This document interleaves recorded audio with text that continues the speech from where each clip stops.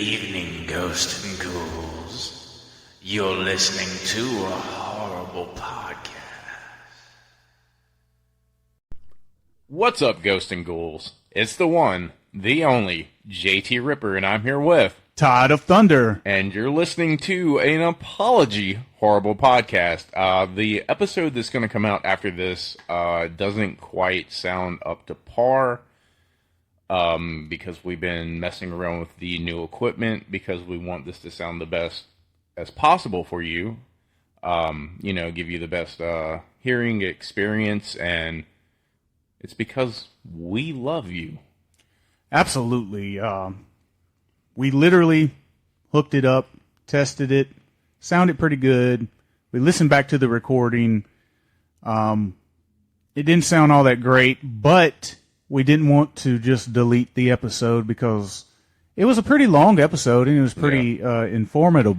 Yeah, it was fun. And we just plain didn't want to do it over. Yeah, don't want to do it over because legitimately, like, sometimes we kind of do, we have a theme in mind, and then sometimes when I have an idea, he has an idea, we just do an episode, and sometimes it just magically comes together full circle, and that's how that episode was.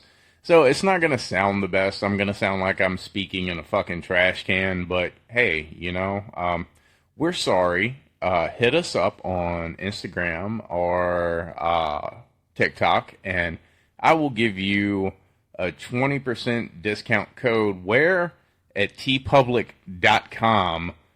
Search a horrible podcast. Check out some of our merchandise. I'm in the process of working on our 8th shirt. It's going to be the evil shirt, and it's going to be epic. But we've got everything for all ghosts, ghouls, bulls, and boils, and goyles, and Pee Wee Herman. Absolutely. We have your cool shirts. We have your funny shirts. We have your cult shirts.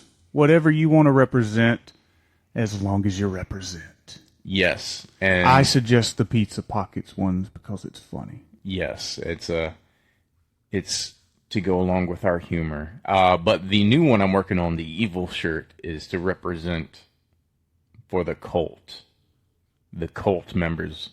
Yep. All 5 of you. All loyal 5 of you. It's alright. We're going to fucking Kool-Aid kids this together, people. Absolutely. But we're going to bring to you a little kind of bonus top 10, top 5. Wrong and wrong again, asshole. Fuck this guy. This is from movieweb.com. And this is just a little something that I pulled up. We didn't plan this or whatever, but we thought it'd be cool to just talk about it. This is MovieWeb's 11 best sci-fi remakes of all time. All right. So we're going to go through all 11 of these, and we're going to react to them, and we're going to see if we agree. And at the end, we're going to see if we like where they place these films. Yeah, we'll see. We'll see if we're fans, if they have their shit together, or they don't have their shit together. I know what my number 1 is, but let's hear what theirs is.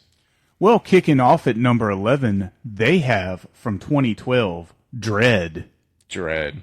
Of course, this is the remake to Judge Dredd. Yeah. This movie... it has the guy that plays in The Boys. Yeah.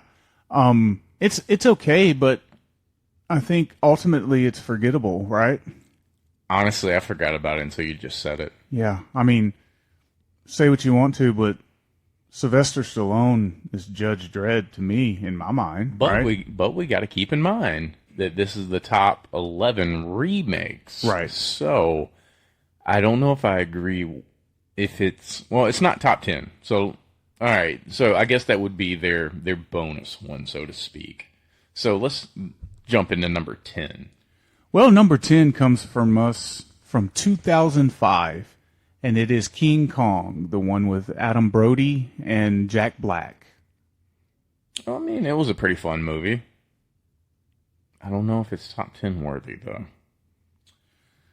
Coming in at number 9 from 2005, it is the Tom Cruise movie, War of the Worlds. Denied. Not top 10 worthy. No. This No. movie is actually pretty cringeworthy, to be honest Yeah. with you. It's So, not. Yeah. No. Striking out hard. Number 8, and I actually thought this would be further down the list, but coming in from 2014, Godzilla. Oh, the new one? 2014. Fuck, that came out in 2014? Yeah. Wow. We've had 3 of them. We've had the King of Monsters, and then we had the Zilla versus Kong. So Okay. about a movie every 2 to 3 years. So Yeah. I enjoyed that one. That was a good remake. It definitely brought Godzilla, it definitely redeemed itself from the 2000s, where he has like the baby T-Rex arms. Oh yeah. Can't Well, masturbate. Coming in at number 7 is from 2021, and it's Dune. I can't judge that because I haven't watched that. Exactly. I hear it's epic. I know it's a long Right. fucking movie. I don't know if it's on here, but it reminds me of Tron. Yeah. Like, I haven't seen any of those. I mean, yeah, it looks good. I just have never Yeah. got around to watching it. Maybe that'll be on the list. We're only at number 7. Okay. But right now at number 6, and this is very, very eyebrow raising because, in my opinion, it's too high. And at this point, we're doing a backwards countdown. So too high means it's bad. It should be lower. Yeah. This is from 86, and it's The Fly at number 6. At number 6? Number 6. No. That Striking out really hard. striking out. That's definitely top 5. Top 5. Top 5. This is. We're not going to go too into detail. We want this really to be a mini episode, and it's really about the apology and the plug our shit. But Shameless plug. Pal. number 5 from 1978, Invasion of the Body Snatchers with Donald Sutherland. Yeah, I think that's top 5 worthy. I mean, that scene at the end yeah, it's worthy. It's worthy. Number 4 from 1986. You might appreciate this. Little Shop of Horrors. Oh man, okay. The reason why I think that's top 5 worthy is because I forget that fucking movie is a remake. Honestly, Yeah, I mean, but I don't know if it's top 5 worthy. I don't know if it's top 5. It's definitely Top a great 10. It's top a great 10. movie. It's a great movie. Fucking love that movie. I don't know about top. Oh no. I just Number 4. This is number 3. Number 3. Excuse me. And wow, we're gonna shit on number 1 and 2 definitely because number 3 is from 1982 and it is The Thing. No. See that in my head was what I had as number 1. It is number 1. It is number 1. It is number 1. I don't know what number 2 and 1 is, but I don't know how it's better than John Carpenter's The Fucking Thing.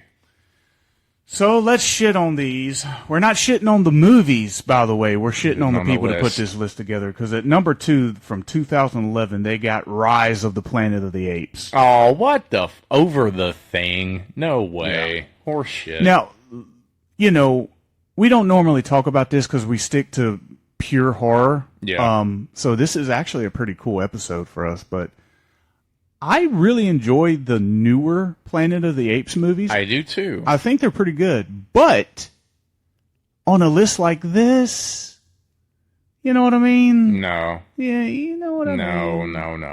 No. So their number, oh my God, you're going to shit a brick, my friend. No, God. You're going to shit a brick, and then you're going to eat it and shit it out again. Because number 1 from 2020, The Invisible Man. What? No. Fuck them. Fuck them so hard. Anybody that likes this movie, okay, if you like this movie, great. All right, that's fine.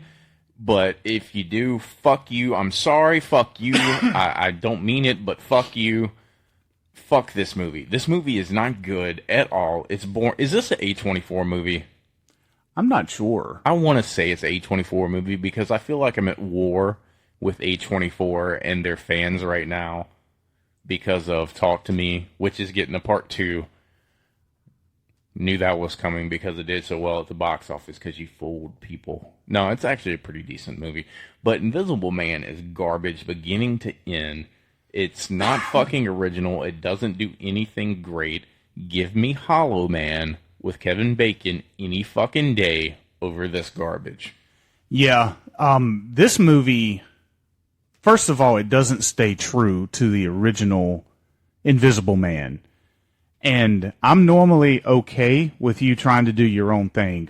But this movie was a fucking walking commercial for a Lifetime Channel movie. Yeah. That's all it was. All it was this woman's going through abuse. And like, what the fuck does that have to do with the Invisible Man? They just wanted to hate on men. It was a easy way to. But it wasn't even put together great. You know what I mean? That's the thing. Like, I didn't feel for her. If anything, I wanted him to hit her. I didn't like her. I found her fucking annoying. Like, I'm not saying it's okay to hit women because it's not. But I'm saying I found her performance fucking annoying. I think she just has a annoying aura about her. Yeah, I didn't like the lead actress at all either. And to be honest with you, she's ugly. Well, I didn't want to say it, but yeah, she's kind of butt-ass ugly.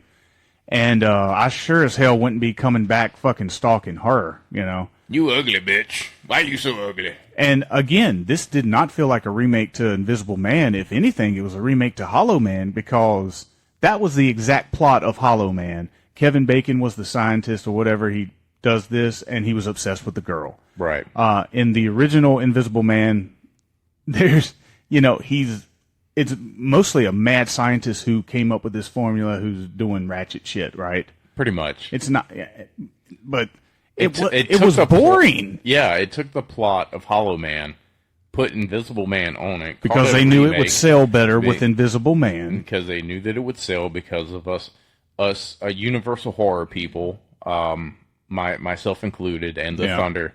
We love our Universal horror movies. And by the way, besides Renfield, all these Universal remakes that's been coming out is fucking misses. Yeah. The Mummy with Tom Cruise. Yeah. No, that's not where it's at. It's not where it's at. This Invisible Man shit, no, that's not where it's at. Thank goodness Renfield was cool.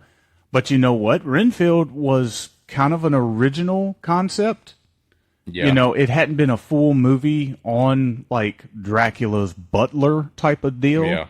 So I think that's why it worked. That's why I'm really concerned when they start focusing in on the Wolfman and Creature and the Mummy. Or excuse me, they already did the Mummy.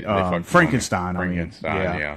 When you do all this, I don't know, because Universal got to a point where they could do movies like House of Dracula, House of Frankenstein, where you can combine all these creatures together. Yep. I don't see how they're going to combine all this together and give us a super movie or anything. And I don't even know if that's on their radar to do that. It was on their radar originally, but then I think it's like, because the movie's been so like up and down and not consistent, some's done better than others. Yeah. And to me, all of them suck so far. Yeah. Lower your expectations, people. You might get a hit every once in a while, but if you want to see them all together in a kick-ass movie, simply go watch The Monster Squad. The Monster Squad is where it's at.